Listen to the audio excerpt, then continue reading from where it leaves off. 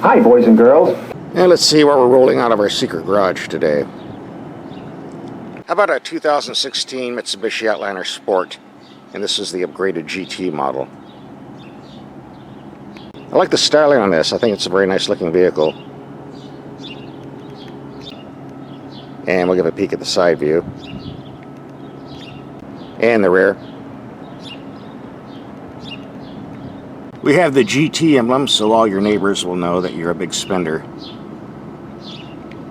By the way, if you're a full-fledged Mitsubishi fan, we also tested the full-size Outlander. We'll have a link for that at the end of this video. And here's a picture of the actual vehicle here.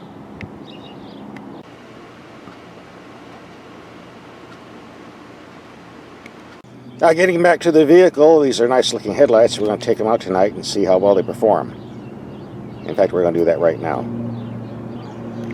It looks dark enough. Let's see how these Mitsubishi headlights work. Now we're testing the low beams on a wall 100 feet away, and as you can see, the headlights are not reaching. However, there's a button on the dash which allows you to raise or lower the headlights the way you want. Neat feature. And now we have plenty of light. And here we have the high beams at the same distance. Here are the high beams at a distance of 300 feet. And low beams. Reaches way out there, but of course I have the headlights adjusted to the highest possible setting. Being able to adjust your own headlights is a great idea. It allows you to drive with the brights on in bad weather without blinding oncoming drivers.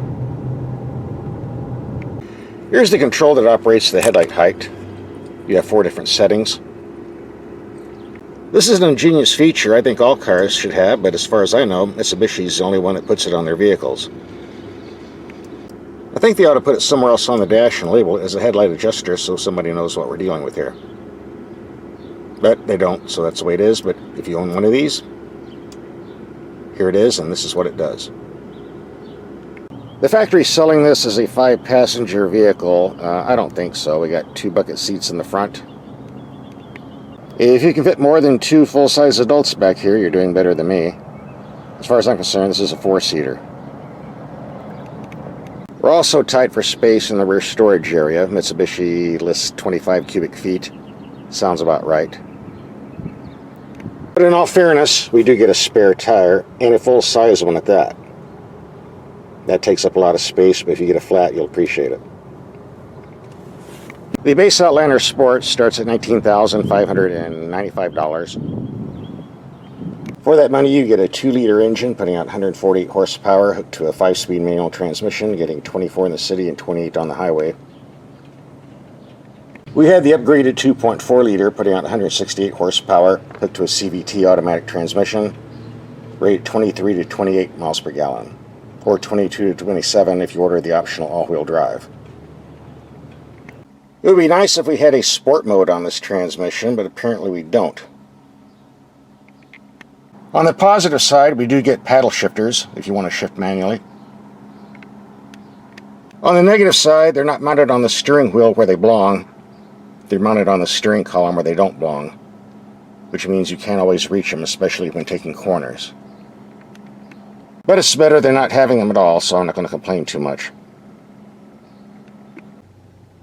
So, how quick is this engine CVT automatic combination? Well, if you're looking for fast acceleration, you might be disappointed.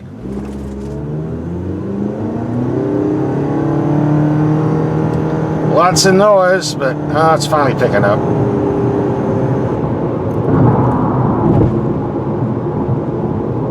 A drag racer, it's not. Excellent brakes, though, and a very comfortable ride. If you live somewhere where roads are slick because of rain or snow, all-wheel drive might be a good choice, but keep in mind it's going to slow this vehicle down even more than it is now. Your choice. So let's take a look at the interior again. We have a very simple, easy to read gauge cluster. A decent sized glove box. Very simple climate controls, 3 knobs. This is the way all vehicles should be. We get real knobs on the sound system. Thank you very much. A medium-sized console. Very nice leather seats. It smells real good, which is a lot better than some leather we get in vehicles. It smells and looks like plastic. And up ahead, a sliding roof, which would be a good idea in the wintertime, but it's 114 degrees out today. And as soon as I get out from under this tree, I can guarantee you the cover's going back on. I don't want to roast alive in here. Which I'm already doing due to the black interior, which is attracting heat like a magnet. I'm hoping Mitsubishi has some other colors available. I did have two gripes. Number one, the rocker panels under the door are way too wide. You have this shelf here. It collects dirt, mud, sand, which of course gets on your pants when you get in and out of the vehicle.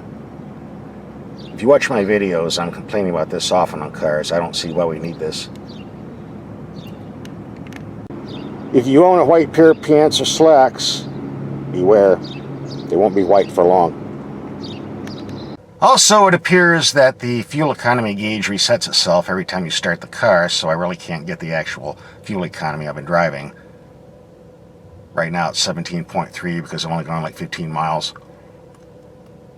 Kind of defeats the purpose of having the fuel economy gauge if you don't know your real fuel economy. That's complaint number 2.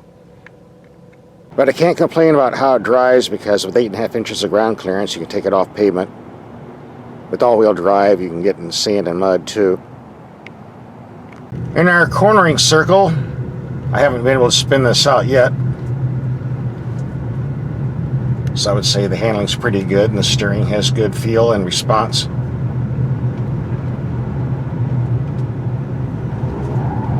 There we go. Little tire squealing. And I can tell you in 4 days of driving, this is a very comfortable vehicle. Nice suspension, smooth ride, comfortable seats. No complaints for me.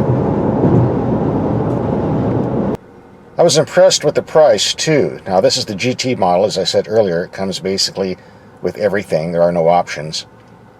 That includes the glass roof, leather seats, satellite radio, power equipment, etc., etc. I won't read the list, it's too long. $25,995 plus shipping.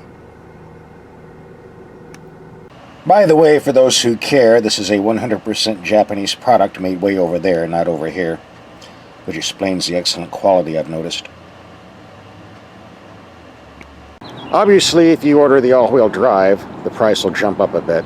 But overall, I think the fee they're charging is pretty reasonable. Plus, they are offering one of the best warranties in the business, 10 years, 100,000 miles on the drivetrain, and 5 years, 60,000 for the rest of the vehicle. There's also 5 years unlimited mileage on roadside assistance.